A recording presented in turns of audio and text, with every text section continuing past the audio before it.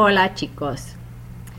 Ahora hay 2 capítulos más en la clase de S100. Capítulo 5 y capítulo 6. Pero, por supuesto, hay muchos conceptos nuevos en los 2 capítulos. So there's still a lot to do. We only have 2 chapters left, but there are a lot of new concepts, new verbs, new grammatical concepts, and of course always new vocabulary. So we need to just keep pushing through. I realize some of you are tired, and this is stressful, but we're working together and we're going to push to get through all of this. So we've finished 2 exams, 4 chapters, right? 2 more chapters, 1 more exam written, and you also have your oral exam with me with Capitulo 5.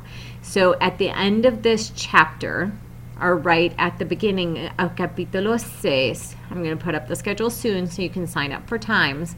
We will have our oral exam times via Skype. Now, I'm going to say this right now, and I'll reiterate it in announcements and emails.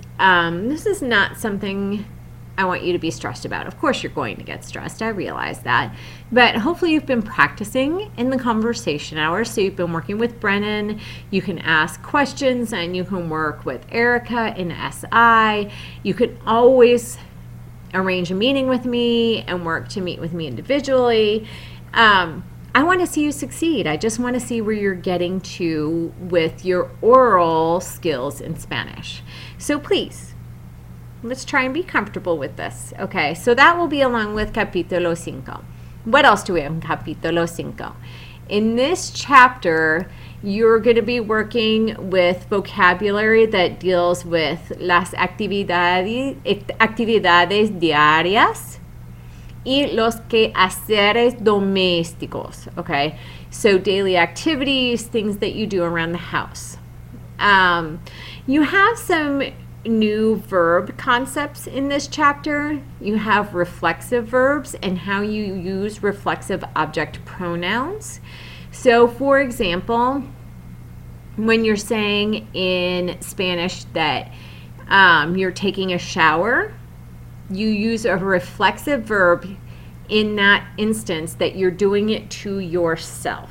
Okay, and this is explained really well in not only the e-text, but also in my PowerPoints for this chapter. Verb-wise, we also have the present progressive tense, and once you get the present progressive tense, it's actually something that's it's very simple in concept and it's fun to use. And then you're going to also be learning comparatives and superlatives. So how you compare one thing to another, how you could say something is greater than or lesser than or the best or the worst. So that's the other major grammar concept. In cultural areas, we are sticking with Central America and moving further south. And we're going to be learning about Costa Rica, Nicaragua, y Panama. Okay, you should already know some about Costa Rica because your videos, the Pura Vida videos, right, in each chapter of the e-text, of course, deal with Costa Rica. But here you're going to be learning more about the geography and the culture and such with that.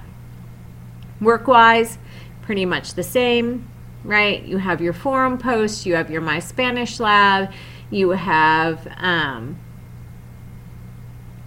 my mind is going blank. Forum posts, you have My Spanish Lab, you have your videos, you have Michelle Tomas, and you have your film forum with posts about that. You can do the Duolingo extra credit if you like. Some of you have been doing it and doing really well. Like I said, that's an option. Of course, you do have to either attend SI or do an SI quiz so that you get credit for that. This is a good time to really work on the conversation hours because, like I said, the other thing you're going to have right at the end of Capitulo 5 or first day or so of Capitulo 6 is your oral exam with me via Skype. I'm really nice, so don't worry about it. If you have any questions, of course, you know where to find us. Some of you I have heard a lot from this semester with questions and emails. Others I haven't heard from at all. And I'm going to take that as the semester is going well and you feel comfortable. But if there are questions or issues, please contact me. You know, make use of the fact that I am here as your professor. You know how to find me, right? You can do the general discussion forum, which is a great way if it's a general question that others might benefit from the answer to. But then again, if you just want to contact me, send me an email, right? I respond pretty quickly, or arrange an individual meeting time and we can meet up online and chat, okay? So let's get going with Capitulo 5, and I look forward to meeting all of you for your oral exams. Adios.